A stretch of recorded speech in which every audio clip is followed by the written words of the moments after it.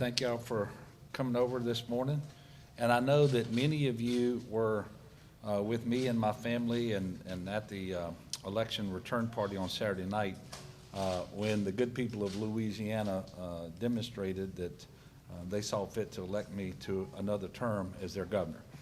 I am humbled and gratified by that, by the faith and trust that they have put in me, and I want to assure them and all the people of Louisiana that I will work hard every single day to continue to move Louisiana forward.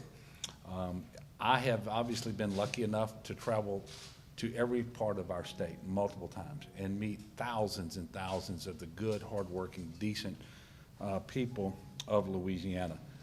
They continuously energize me and they inspire me. And I just want to make sure that they know that they inspire me and that I'm going to continue to work very, very hard every day. And I'm actually very excited about the opportunities we have as a state to continue to move forward. I will tell you that, and I said this over the last several weeks, there would come a time when the campaign season would be over, and it would be time to get back to governing. That time is now, and that's exactly what I intend to do. And so I have reestablished good communications with the president, for example, to make sure that we're going to continue to work together to move our state forward. And that is also my approach with respect to the legislature and other stakeholders. And so we've already reached out to legislators, and I'll be meeting with a number of the new legislators on tomorrow, and then I look forward to having individual meetings with them as we are able to do that over the next month or so. We're going to continue to lay out our plans and goals as we begin the term, but there are some things that you can expect. One is that I will insist that we continue doing everything we can to grow the economy, make sure we have the fiscal stability that we need to make the necessary investments in our critical priorities, and I will fight any effort to return our state to uncertainty, instability, and deficits. Just not going to go there. I want to continue to invest in education, for example, at all levels. Early childhood will be my highest priority for new education investments in the second term. But it is also true that our teachers need and deserve additional pay raises to get them at least to the Southern average. And one of the things that we can do to make sure that we gain ground and certainly don't lose ground is start funding the inflationary factor that's contemplated in the minimum foundation program formula, half of which goes to teacher pay raises. And if we will do that, we will make sure that we have more stability there as well. Obviously, I'm interested in continuing to better fund higher education as well.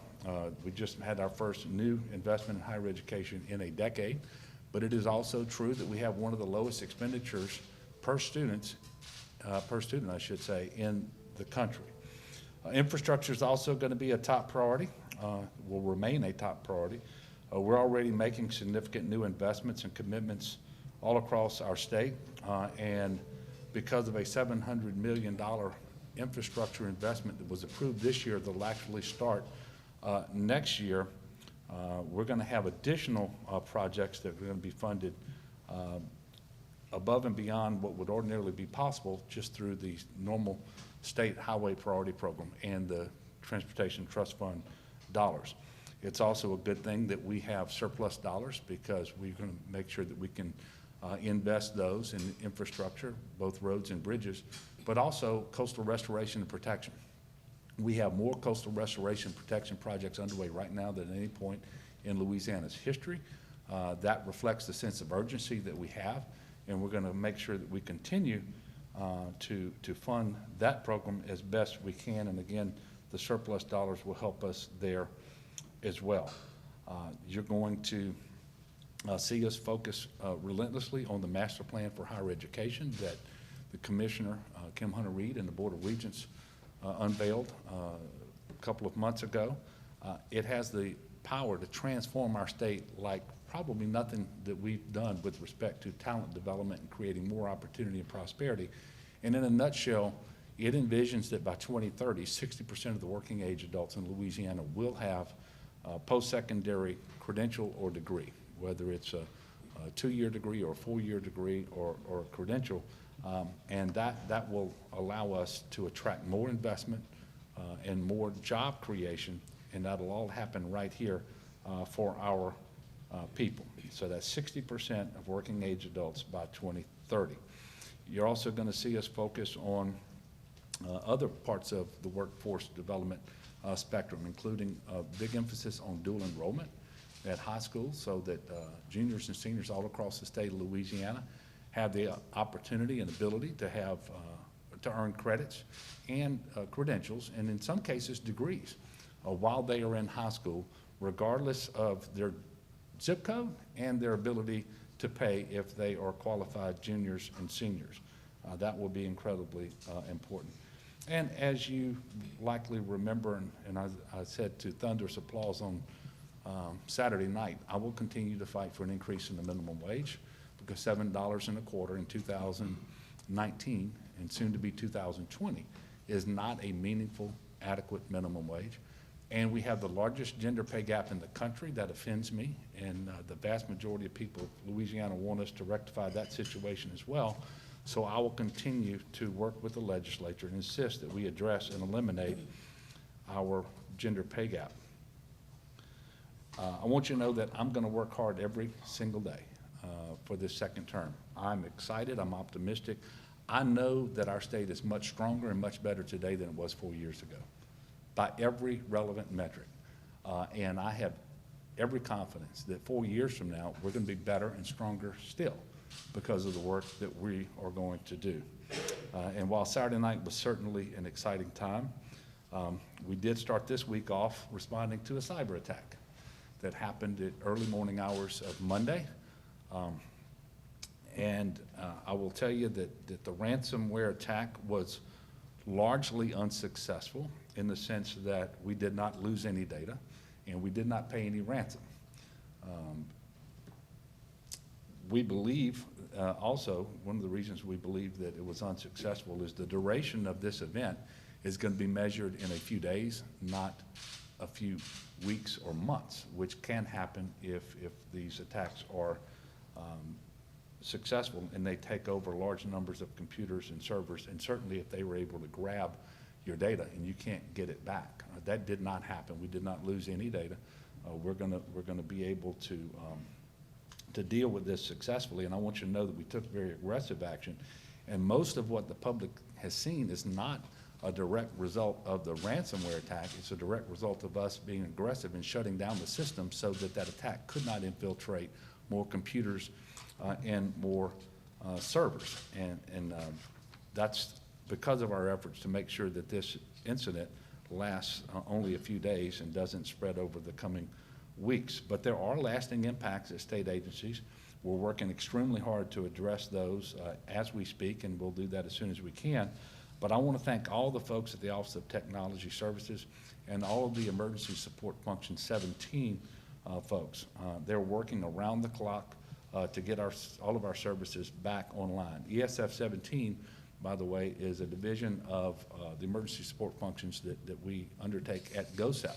We added EF 17 recently because we knew that these cyber attacks would be happening from time to time. You all will remember that this past summer, we had a number of school districts, for example, that were attacked with this exact same ransomware. And while this has been a major inconvenience for many, I assure you that the protective actions that we have taken did prevent the loss of data, and again, likely saved us from having weeks and weeks of outages. But there's still work to be done, and I've decided that we are not going to open the Office of Motor Vehicles until Monday, because I want to make sure that they have all weekend to get back online. Theirs were one of the servers.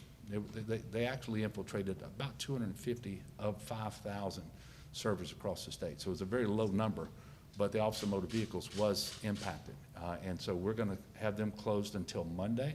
I apologize for the inconvenience of this, but we are very confident that by working today, tomorrow, and through the weekend, that we will be able to reopen on Monday for all of the individuals who need to transact business at the Office of Motor Vehicles.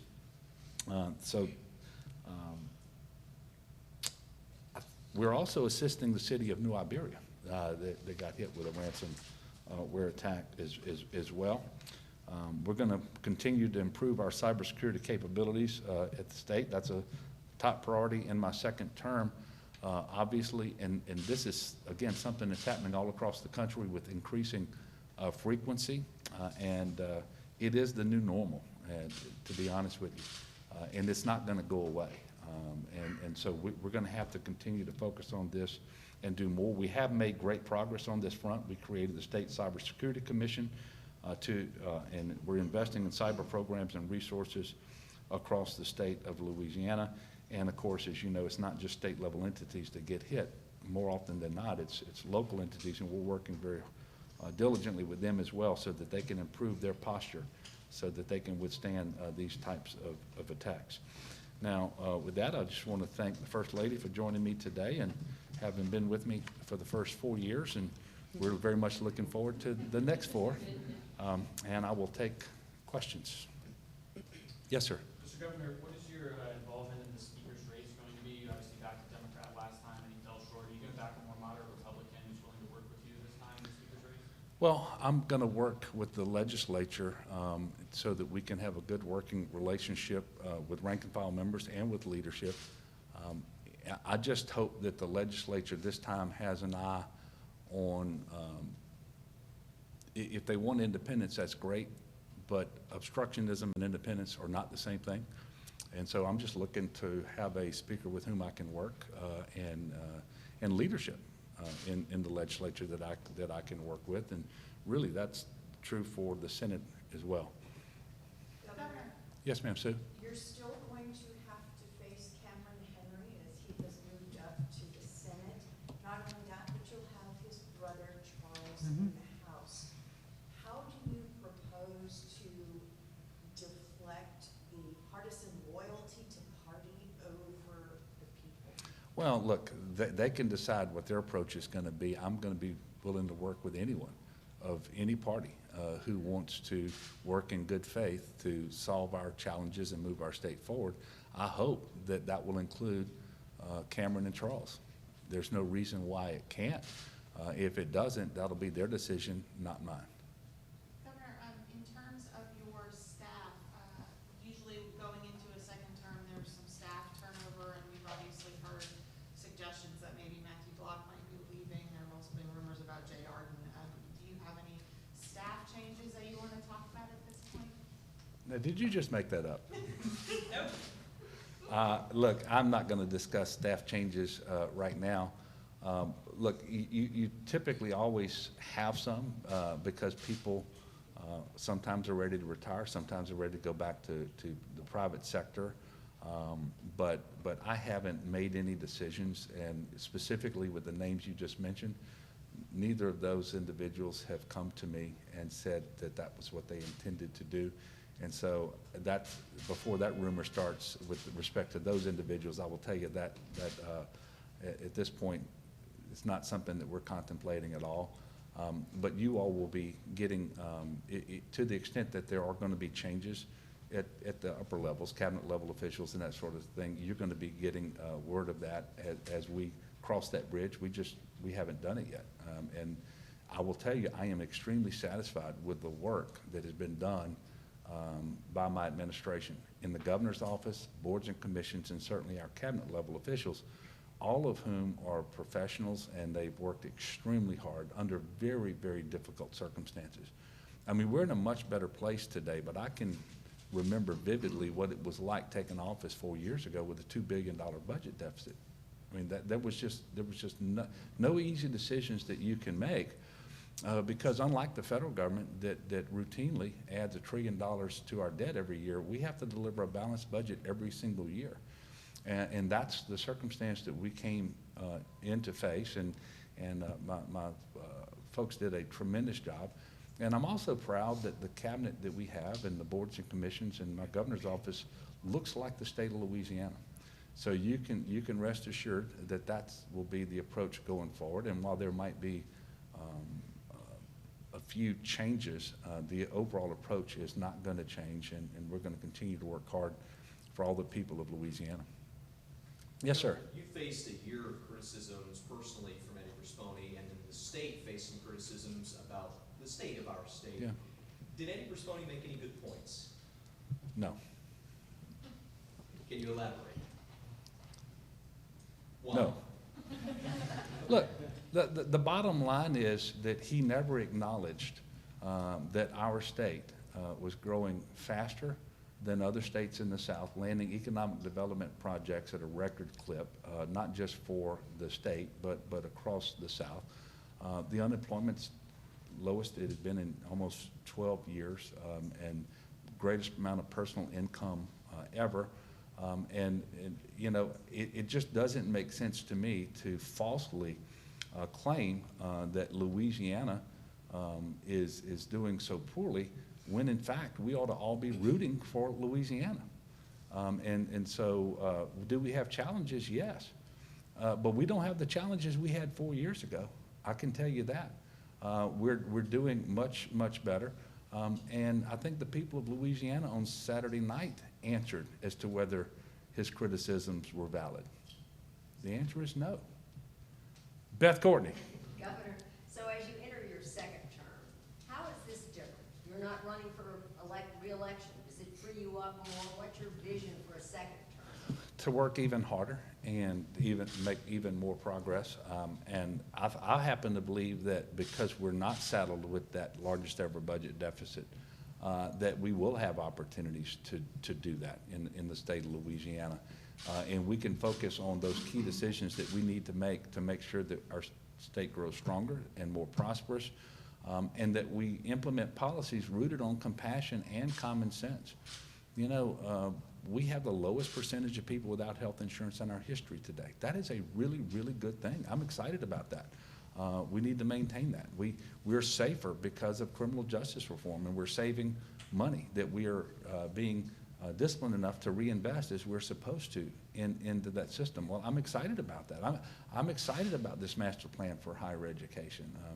You know, we have, I know that we have construction projects in Louisiana that will start next year all across our state that are going to create just tremendous numbers of jobs, construction jobs initially, but then permanent jobs, and that we're going to be able to grow our economy. I'm looking forward to the day when the tariff situation with respect to China and the trade wars and instability gets resolved.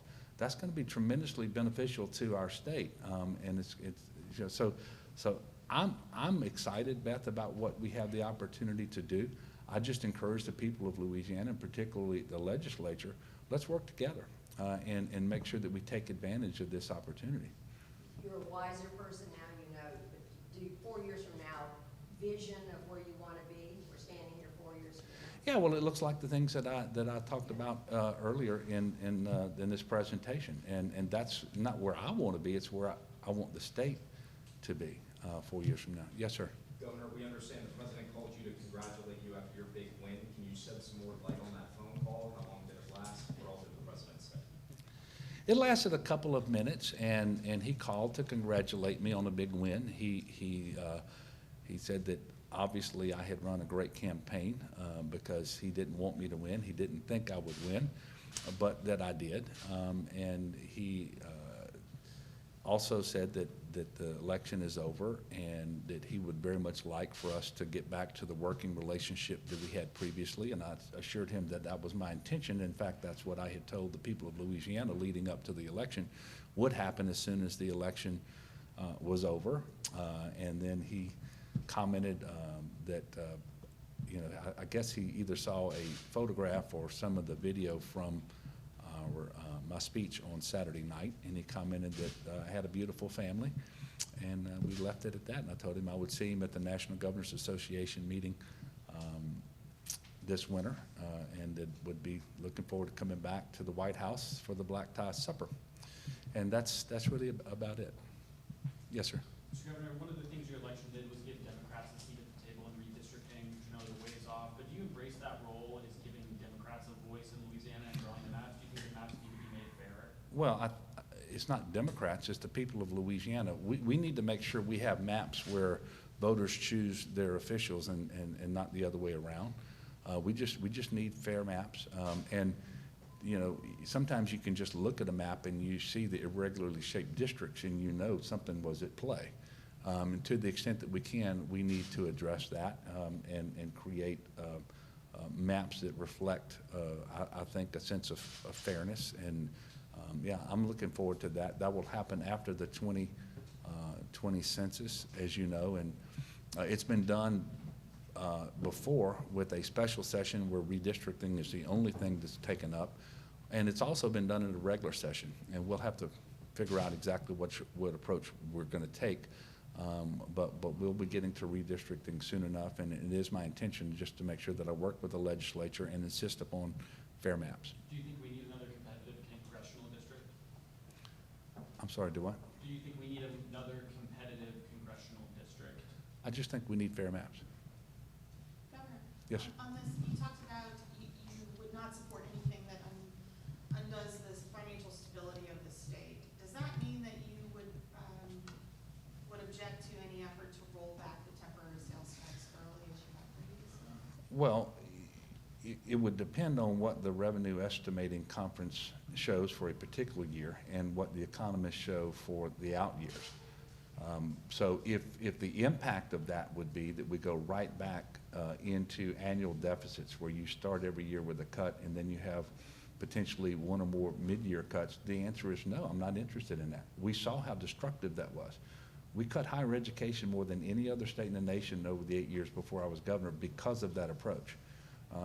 You know, the very definition of insanity is to do the same thing over again and expect a different result. And so I'm not saying that I won't take a look at the 0.45 that stays on the books through 2025. And yesterday at the radio show, I think I said 2024, but it's really 2025. But only if it's warranted based on what the economists are telling us and what we can expect. We are not going to go back to a situation where we're unable to invest in our critical priorities. So in other words, if the economists say that another source of income for the state is growing largely enough to cover anything that would be. Then it's something that we can look at. But it's, you know, that will play out over time. But I'm not going to support any effort that would just prematurely put our state back into the fiscal instability that we work so hard to recover from. Harrison? Yeah, Governor, just more of a bread and butter issue with the motor vehicle offices closed here. So those who owe traffic tickets and all that, are mentioned they would not be charged late fees here as the offices there are closed? You know, I'm not going to get into the specifics. I will tell you that people whose licenses are expiring during the period where the offices are closed are not going to be cited for and fined for having an expired license until sometime after they reopen and they have an opportunity to go in. But this should not be seen as folks as an excuse to be months behind on renewing a license that has expired. But we're going to make sure that we're treating the public fairly. Okay, last one, guys? Yep. Yes, ma'am. Oh, awesome.